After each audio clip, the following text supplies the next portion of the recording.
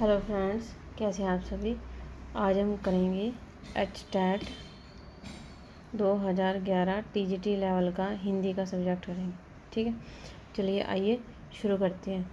हमें दिया हुआ है पहले क्वेश्चन में पैराग्राफ दिया हुआ है जो हमें पढ़ना है। लोकगीत अपनी लोच, ताजगी और लोकप्रियता में शास्त्रीय संगीत से भिन्न है। लोकगीत सीधे जनता के संगीत हैं, घर गांव और नगर की जनता के गीत हैं। ये इनके लिए साधना की ज़रूरत नहीं होती। त्योहारों और विशेष अवसरों पर ही गाए जाते हैं। एक समय था जब शास्त्रीय संगीत के सामने इनको हेय समझा जाता था। अभी हाल तक इनकी उपेक्षा की जाती है। अच्छा, अभी हाल में क्या हुआ था जो इनकी उपेक्षा की जाती थी, पर इधर साधारण जनता की ओर जो लोगों की नज़र फिरी है तो साहित्य और कला के क्षेत्र में भी परिवर्तन हुआ है।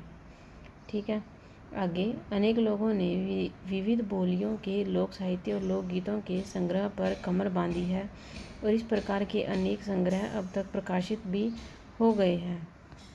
आगे क्या कहा गया है हमें, वास्तविक लोकगीत देश के गांवों और देहातों में है। इनका संबंध देहात की जनता से है। चेता, कजरी, बारहमासा, सावन आदि मिर्ज़ापुर, बनारस और उत्तर प्रदेश के पूर्वी, बिहार के पश्चिमी जिलों में गाए जाते हैं। बाउल और बतियाली बंगाल के लोकगीत हैं। हीर रांझा, सोहनी, मेहिवाल संबंधी गीत पंजाबी में और ढोला मारू आदि के गीत राजस्थानी में बड़े चाव से गाए जाते हैं। ठीक है, हमने पैरा पढ़ लिया अच्छे से। अब हम इसके क्वेश्चन अटेम्प्ट करते हैं। फर्स्ट क्वेश्चन हमें क्या दिया हुआ है, देहात की जनता का क्या तात्पर्य है। देहात की जनसंख्या से क्या तात्पर्य है, ये आया कहाँ से था। देखो, जब हमने कहा था इसमें, देखो थर्ड पैरे की फर्स्ट लाइन में इसका जो देहात की जनता से है ये बोला था हमें। ठीक है, तो हम इसको कैसे करेंगे, इस लाइन में देखो इसका संबंध जो है देहात की जनता। ठीक है, ये बोला है कि देहात की जनता कौन सी है, तो इसका आंसर हमारे पास क्या होगा, ग्रामीण समुदाय, मतलब जो गांव के लोग हैं इनसे इनका संबंध है। नेक्स्ट क्वेश्चन है हमारे पास 32, कजरी गाई जाती है। कजरी जो है वो कहाँ गाई जाती है, हमने कहाँ पे पढ़ा था, देखो ये कजरी यहाँ लिखा हुआ है ना।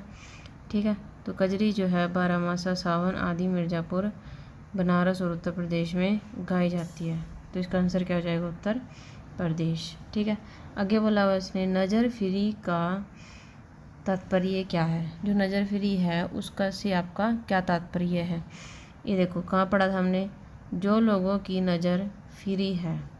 ठीक है, तो इससे उसका तात्पर्य पूछा गया है। इसका मतलब होता है जो दृष्टिकोण में परिवर्तन आया है। ठीक है, जब दृष्टिकोण में परिवर्तन आता है उसको बोलते हैं नज़र फिरी। ठीक है, आगे हमारे पास है 34 क्वेश्चन, जनता का संगीत है। जो जनता का संगीत है वो कौन सा है, पहले पैरा में बोला, सबसे पहले बोला गया था कौन सा है, लोकगीत। तो इसका आंसर क्या जाएगा, लोकगीत। ठीक है, आगे जो है हमारे पास है बाउल कहाँ कहाँ लोकगीत है। बाउल जो हमने यहाँ पढ़ा था, बाउल बतियाली बंगाल के लोकगीत हैं। किसके लोकगीत हैं, बंगाल की, हमारा आंसर हो जाएगा। ठीक है, आगे हमारे पास क्या बोला उसने, त्रि की ध्वनियाँ हैं, मतलब त्रि जो है जैसे हम बोलते हैं वो कैसे बोला जाता है। ठीक है, तो कैसे बोला जाता है बोल के देखो, त्रि त्रि, तो क्या री की मात्रा आ रही हो रहा है तो तार है, तो इसका आंसर क्या हो जाएगा, फर्स्ट। ठीक है, आगे हमारे पास क्या बोला हुआ है, निम्न में से कौन सा समूह विष्णु के पर्यायवाची हैं। विष्णु जी भगवान जी जो हैं उसके पर्यायवाची बताना है कि कौन कौन से हैं। ठीक है, अब देखो सेकंड ऑप्शन देखो, चक्रपाणी, चतुर्भुज, शेषय्या, गरुड़ध्वज, ये जो सारे हैं ये किसके पर्यायवाची होते हैं, विष्णु जी के। ठीक है, ये हमारा आंसर हो जाएगा। ठीक है, आइए आगे नेक्स्ट क्वेश्चन करते हैं। नेक्स्ट क्वेश्चन में हमें क्या बोला हुआ है, हमें क्या बताना है, निम्न में से तद्भव शब्द क्या है। पहले तो हमें तद्भव का मतलब पता होना चाहिए। तद्भव का मतलब होता है वो शब्द जो पहले संस्कृत में कुछ बोले जाते थे और अब नए शब्दों के रूप में बाहर आए हैं। ठीक है, पहले संस्कृत में कुछ और बोले जाते थे और अब कुछ और बोले जाते हैं। फर्स्ट ऑप्शन देखो, हमें क्या बोला है, कुमार। कुमार जो होता है पुराने ज़माने में जो था, पहले पुराने ज़माने में ही कुमार बोला जाता था। ठीक है, तो हमारे पास जैसे इसका जो हमारे पास ये शब्द दे रखा है, ये जो है तत्सम है। जो कुमार है वो तत्सम है, मतलब पुराने समय में बोला जाता था। अब क्या बोला जाता है, कुंवारा। कुंवारा बोला जाता है। ठीक है, अब आगे क्या बोला हुआ है, दूसरा कुकुर। कुकुर जो है ये तत्सम शब्द है और अब तद्भव क्या है, कुत्ता। ठीक है, आगे थर्ड काजल। जो काजल है ये है हमारा तद्भव शब्द। और अगर तत्सम पूछ लेता है इसका, तो तत्सम कौन कौन से इसका शब्द होता है, तत्सम शब्द होता है जैसे काजल हो गया, जो आँख में लगाते थे ना उसमें, तो इसका शब्द क्या रहेगा हमारे पास, तद्भव शब्द में क्या जाएगा, काजल। ठीक है, तो इसका हमारे पास सही ऑप्शन क्या जाएगा, काजल। अब हम थोड़ा सा और डिटेल में पढ़ लेते हैं। इसके जो पर्यायवाची होते हैं काजल के,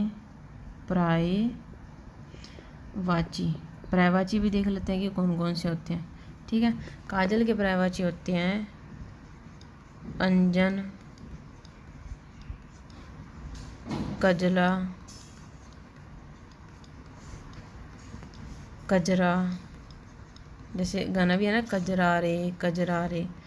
आगे दीप ध्वज हो गया।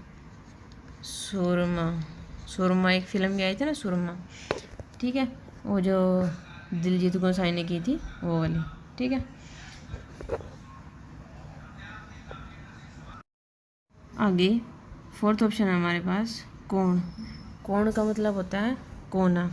ये हमारे पास जो है वो तत्सम शब्द है, कोण। अगर बोलते हैं ये जो कोण है वो तत्सम शब्द है, और इसका अगर तत्व पूछते हैं वो कौन सा है, कोना। ठीक है, आगे देखो 39 क्वेश्चन। तो इसका सही आंसर था हमारे पास काजल। आगे निम्न में से शुद्ध शब्द पहचानिए। शुद्ध बताना है कि कौन सा सही लिखा गया है। इसमें देखो फर्स्ट ऑप्शन जो है हमारे पास 39 है हमारे पास, निम्न में से शुद्ध शब्द पहचानिए। शुद्ध शब्द पहचानना है। सहानुभूति गलत लिखा हुआ है। क्यों? क्योंकि जो सहानुभूति होता है उसमें जो त होता है ना, उसके ऊपर छोटी ई की मात्रा आती है, और यहाँ पे क्या लिखा हुआ है, बड़ी की मात्रा। तो हमारे पास क्या हो जाएगा, ये गलत हो जाएगा। ठीक है, नेक्स्ट लिखा हुआ है अश्रु। अश्रु भी गलत लिखा हुआ है, क्योंकि जो श्र होता है उसके ऊपर कौन सी मात्रा होती है, छोटी होगी, तो ये भी गलत है। आगे अनुपातिक। अनुपातिक जो होता है ये अनुपातिक नहीं होता कभी भी, क्या होता है, आनुपातिक होता है। ठीक है, तो हमारे पास सही ऑप्शन क्या लिखा हुआ है, ऐतिहासिक। तो हमारा फोर्थ जो है ये सही हो जाएगा। नेक्स्ट लिखा हुआ है हमें 40 क्वेश्चन, पतझड़ में समास है। पतझड़ का पहले हमें अलग अलग करना होगा, समास विग्रह करना होगा। तो समास विग्रह क्या होता है पतझड़ का, पत्तों का झड़ जाना। ठीक है, पत्तों का झड़ जाना पतझड़ कहलाता है। ठीक है, तो इसमें हमारे कौन सी शब्द समास होगा, बहुव्रीहि समास। ठीक है, क्योंकि बात किसी और के बारे में कर रहे हैं, जैसे पत्तों का झड़ जाने को क्या कहते हैं, पतझड़, तो इसलिए कौन सा हो जाएगा, बहुव्रीहि समास। 41 क्वेश्चन हमें दे रखा है, हंसना कैसी क्रिया है। हंसना जो है जब क्रिया का प्रभाव कर्ता पर पड़ता है तो क्या होती है, सकर्मक क्रिया, लेकिन हंसना पर तो नहीं पड़ रहा है, तो हमारे पास इसका सही आंसर क्या हो जाएगा, अकर्मक क्रिया हमारा सही आंसर हो जाएगा। आगे 42, जो पहले कभी नहीं हुआ हो, जो पहले कभी ना हुआ हो उसको क्या कहते हैं, अद्भुत तो बिल्कुल भी नहीं होगा, क्योंकि अद्भुत तो होता है बहुत ही अलग कोई चीज़। अप्रत्याशित क्या होता है, जिसकी कभी आशा ना हो। ये जो हमें अप्रत्याशित दिया हुआ है इसका मतलब होता है जिसकी कभी आशा न हो। ठीक है, जिसकी कभी आशा नहीं होती इसको क्या कहते हैं, अप्रत्याशित। और अनुपम क्या होता है, जो उपमा रहित हो। अनुपम का मतलब होता है जो उपमा रहित हो, जिसमें क्या नहीं होती, उपमा नहीं होती। ठीक है, तो हमारा सही ऑप्शन क्या हो जाएगा, जो पहले कभी ना हुआ हो, अभूतपूर्व। भूतपूर्व मतलब पास्ट में कभी नहीं हुआ था। ठीक है, आगे निम्न में से सघोष वर्ण, घोष या सघोष जिन वर्णों का उच्चारण में स्वतंत्रिकाओं में कंपन होता है, उन्हें स्वर तंत्रिकाएँ जो होती हैं उनमें कंपन होए, उसे कहते हैं घोष या सघोष। ठीक है, इसके एग्जाम्पल क्या होता है, सारे स्वर, जितने भी स्वर होते हैं, जो कौन कौन से आ ई उ ए री, ये सारे के सारे कौन से होते हैं, घोष में आते हैं। प्रत्येक वर्ग का तीसरा, चौथा और पांचवा, तीसरा, चौथा और पांचवा जो है वो किस में होता है, सघोष में। देखो ऐसे याद कर सकते हैं, स मतलब अच्छा, अच्छा से मतलब अच्छे में ज़्यादा आएंगे, अच्छे के साथ सब चलते हैं, इसे 3, 4, 5 तो सघोष के साथ आएंगे, और लास्ट में अंतस्थ और ह जो ये सारे होंगे ये किस में जाएंगे, हमारे पास घोष में। ठीक है, आगे हमारे पास इस उदाहरण देकर समझाया जा सकता है। सभी स्वर ये वाले हो गए, अ ई उ री ए ओ। ठीक है, और कौन सा तीसरा, चौथा और पांचवा, ये तीसरा, चौथा और पांचवा हो गए, और अंतस्थ कौन से होंगे, य लव, उसमें कौन सा हो गया, ह। ठीक है, आगे करते हैं, अघोष वर्ण कौन से होते हैं, जिन वर्णों में स्वतंत्रिकाएँ का कंपन नहीं होता उसे अघोष कहते हैं। अघोष में कौन से होता है, पहला और दूसरा।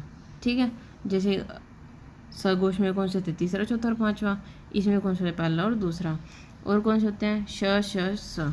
अगर मान लो आपको प्रॉब्लम हो रही है कि हमें याद करने में, तो एक काम करो, खाली अघोष का याद कर लो, जो बचे होंगे वो सारे के सारे सघोष में चले जाएंगे। ठीक है, तो देखो पहला और दूसरा, श श स, श श स, ये सारे के सारे किस में आ गए, अघोष में। ठीक है, तो 43 क्वेश्चन हमें जैसे बोला हुआ है, हमें क्या बताना है, सघोष वर्ण बताने हैं। ये देखो ऑप्शन से करते हैं, देखो क, पहला और दूसरा जो थे वो किस में थे, अघोष में थे, पहला है ये दूसरा है, ये भी पहला है, तो बचा क्या, अस्वर। तो हमारे पास सही ऑप्शन क्या हो जाएगा, सघोष। ठीक है, आगे हमारे क्या बोला हुआ है, ऋषिकेश। इसका मैं पर्यायवाची भी आपको साथ साथ बता देती हूँ। जो ऋषिकेश होता है उसका मतलब क्या होता है, राम। ऋषिकेश जगह भी पता होगी जो हरिद्वार में है, वहाँ पे राम जी आए थे। ठीक है, वहाँ पे लक्ष्मण झूला भी है जो लक्ष्मण जी ने राम जी के लिए बनाया था। ऋषिकेश की संधि पूछी हुई है। ठीक है, तो इसकी संधि विच्छेद करना है हमें ऋषिकेश का। तो इसका सही आंसर थर्ड में क्या लिख रखा है, ऋषिक प्लस ईश, यानी कि ऋषिक बोल के देखो, क आ रहा, अ प्लस ई मिलकर क्या बना रहे हैं, ए। तो हमारे पास ये कौन सी संधि हो जाएगी, गुण संधि। ठीक है, अगर पूछते हैं कौन सी संधि है, गुण संधि। और ऋषिकेश में इसका मतलब होता है जो इंद्रियों का स्वामी हो। ठीक है, इंद्रियों के स्वामी को हम क्या बोलते हैं, ऋषिकेश। ठीक है, आगे हमारे पास है टिकाऊ। टिकाऊ में प्रत्यय बताना है हमें, जैसे कि वो तो कोई प्रत्यय नहीं होता, ये वो तो है ही नहीं, इसमें उक भी नहीं है। तो हमारे पास सही आंसर क्या हो जाएगा, आऊ, आऊ, टिकाऊ, आऊ, टिक प्लस आऊ। ठीक है, नेक्स्ट हमें फिर से एक पैराग्राफ दे रखा है, नहीं एक और क्वेश्चन है, शब्दकोश में निम्न शब्दों का सही क्रम बताना है, मतलब कि जैसे वो होते हैं। अब सबसे सब में देखो क्या क्या आ रहा है, इसमें भी वी, श भी सब में है। ठीक है, और वह भी सब में है, यानी कि विश्व तक तो सारे सेम है। तो हमें आगे क्या करना है, देख विषम, एक है विष, ये तो यहीं पे ख़त्म हो गया, विश्व व। ठीक है, इसमें किसकी आवाज़ आ रही है, यहाँ पे व की। ठीक है, फिर उसके बाद हमें विषम, इसमें म की, वो भी आदम। फिर उसके बाद स, आदा स, फिर उसके बाद आ की। ठीक है, हमेशा जब भी देखो इसमें देखो, जैसे व म स आ लिखा हुआ है, जो आ ई उ ये सारी मात्राएं जो हैं ये तो आएंगी बाद में। ठीक है, और जो इसमें देखो क ख ग में सबसे पहले क्या आता है, म। ठीक है, फिर उसके बाद क्या आता है, क ख ग घ में य व र ल स, ये सब में य व आता दूसरे नंबर पे, और फिर श स ह, फिर ये तीसरे नंबर पे, और ये मात्रा तो सबसे लास्ट में आती हैं। तो तो हमारे पास ऑर्डर क्या हो जाएगा, इसका आंसर फोर्थ हो जाएगा। ठीक है, आगे समझ। आगे देखो, आगे हमें क्या बोला हुआ है, मोर के सिर की कलगी और सघन ऊंची और चमकीली हो गई है, चोंच अधिक क्या हो गई है, चोंच अधिक बंकिम और पैनी हो गई, गोल आंखों में इंद्रिनी की नीलाम धोती झलकने लगी, लंबी नील हरित ग्रीवा की हर भंगिना में छुप छाही तिरंगे उठने गिरने लगी, दक्षिण वाम दोनों पंखों में स्लेटी और सफ़ेद आलेखन स्पष्ट होने लगी, पूंछ लंबी हुई, उसके पंखों पर चंद्रिकाओं के इंद्र धनुषी रंग उद्दीप्त हो उठे, रंग रहित पैरों को गर्वीली गति ने एक नई गरिमा से रंजित कर दिया, उसका गर्दन ऊंची कर देखना, विशेष भंगिना के साथ उसे नीची कर दाना चुगना, पानी पीना, टेढ़ा कर शब्द सुनना आदि क्रियाओं में जो सुकुमारता और सौंदर्य था, उसका अनुभव देखकर ही किया जा सकता है। गति का चित्र नहीं आंका जा सकता। मोरनी का विकास मोर के समान चमत्कारिक तो नहीं हुआ, परंतु उसकी लंबी धूप छाई गर्दन, हवा में चंचल कलगी, पंखों की श्याम सवेत पत्र लेखा मंथर गति आदि से वह भी मोर की उपयुक्त सहचरणी होने का प्रमाण देने लगी। ठीक है, आगे हमारे पास जो जो क्वेश्चन दिया हुआ है हम उनका आंसर करते हैं। ठीक है, फर्स्ट क्वेश्चन हमें दे रखा है, प्रस्तुत गद्यांश है जो दिया हुआ है हमें वो क्या है। हमारा जो पहला है शब्द चरित्र है या क्या है, मतलब एक मोर है उसके बारे में सब कुछ बताया हुआ है, यानी कि एक शब्द है और वो जैसे चरित्र बनाया गया कि कैसे कैसे वो करता है। तो इसका आंसर क्या हो जाएगा, फर्स्ट। रंजित का तात्पर्य, रंजित का मतलब होता है शोभा युक्त, जो शोभा से परिपूर्ण होता है उसको बोलते हैं शोभा युक्त। ठीक है, आगे 49 क्वेश्चन, मंथर गति। मंथर गति का क्या मतलब होता है, जो धीमी धीमी गति होता है ना उसको बोलते हैं मंथर गति। जैसे लर्न कर लेके ट्रिक देख लो, मंद मंद गति क्या होती है, धीमी गति। आगे है बंकिम का तात्पर्य है, बंकिम का मतलब होता है टेढ़ा। ठीक है, बंकिम का क्या मतलब होता है, टेढ़ा। आगे किसकी क्रियाओं में सुकुमारता व सौंदर्य था। हमें अभी इतना बड़ा पैरा पढ़ा, किसके बारे में बताया गया था, सारे में मोर की। ठीक है, शब्द युगम अवर अपर का सही अर्थ है, जो अवर और अपर होता है उसका सही मतलब क्या होता है, निम्न और अन्य। निम्न, अवर और अपर, मतलब ऐसे याद रख लो, अपर जैसे बोला ना इंग्लिश में एक वर्ड होता है अपर। ठीक है, अपर से हम याद कर लेते कोई अन्य, किसी और को कह रहे हैं, हमें नहीं कह रहे, अपर। ठीक है, नेक्स्ट हमें क्या बोला हुआ है 53, किसी वस्तु को गलत समझ लेना। कोई चीज़ है हमने इसको गलत समझ लिया तो उसको क्या थी वो कुछ और, हमने समझ कुछ और लिया तो उसको बोलते हैं भ्रांति। ठीक है, आगे पंडित से बनी भाववाचक संज्ञा, भाववाचक संज्ञा बताने तो इसका मतलब क्या हो जाएगा, पांडी पांडित्य। ठीक है, नेक्स्ट हमारे पास क्या है 55 में हमें क्या बोला हुआ है,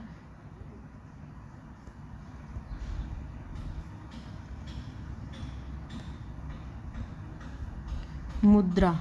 मुद्रा जो होती है उसका क्या मतलब होता है, पहला तो होता है मोहर, मोहर जो स्टैंप को बोलते हैं मुद्रा, जैसे छाप हो गया, स्टैंप जैसे मारते हैं ना वो वाली, और एक जैसे अंगूठी होती है।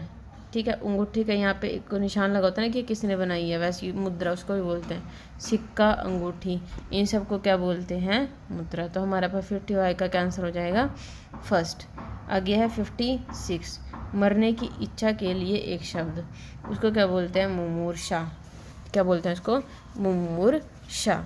ठीक है, आगे 57 क्या लिखा हुआ, अनेकार्थी शब्द खग से संबंधित नहीं है, जिसका मतलब खग नहीं है। ठीक है, उसका मतलब कुछ और है, क्या होगा, तीर भी होता है खग मतलब पक्षी भी होता है और आकाश भी होता है, इसका क्या मतलब नहीं होता, मन। मन का मतलब खग नहीं होता। ठीक है, आगे हमारे पास क्या दे रखा है 58, निम्न में से तत्सम शब्द, यानी कि जो पुराना शब्द है।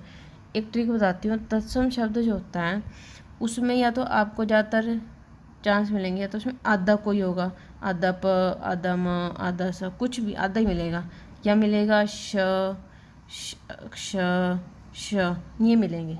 ठीक है, अगर मतलब 90% चांस ऐसे में मिलेंगे। तो हमारे पास तत्सम शब्द बोला, तो इसमें से आप देख के बता सकते हो कौन सा हो जाएगा इसका आंसर, आशीष। और अगर इसका तद्भव शब्द पूछे तो इस श में ये जो छोटी की मात्रा दे रखी है इसी में अगर हम बड़ी की मात्रा लगा देते हैं तो क्या बन जाता है वो तद्भव। आगे 59 निम्न में से कौन सा शब्द हमेशा बहुवचन रहेगा, वो कभी भी एकवचन नहीं होगा। मैंने पहले वचन का चैप्टर पढ़ाया हुआ है उसमें भी बताया हुआ है। तो हमारा इसका आंसर क्या हो जाएगा, हस्ताक्षर। ठीक है, इसको हम बहुवचन बना सकते हैं, 1 समाचार पत्र, 2 समाचार पत्र, 3 समाचार पत्र कर सकते हैं। चिड़िया का चिड़िया हो जाएगा, तिजोरियाँ हो जाएगा। आगे बोला 60 व्यक्त, व्यक्त का त्यक्त, त्यक्त है यहाँ पे। ठीक है, तो इसका मतलब क्या होता है, त्यागा हुआ। ठीक है, तो इसका मतलब क्या होता है, त्यागा हुआ। तो हमारे पास, और उल्टा बताना तो ग्रहण किया हुआ, तो हमारे पास सही ऑप्शन क्या हो जाएगा, गृहीत। तुच्छ का उल्टा क्या होता है, महान। और त्याज्य का उल्टा क्या होता है, ग्राहा। और प्रिय का उल्टा क्या होता है, अप्रिय। त्याज्य इसका क्या मतलब उल्टा क्या होता है, ग्राहा। ये हाँ है। ठीक है, तो हमारा हिंदी का सब्जेक्ट यहीं पूरा हो गया। अगर आपको कुछ समझ में आ रहा है, कुछ भी आपकी हेल्प हो रही है, तो इस चैनल को सब्सक्राइब जरूर करिएगा। Thank you.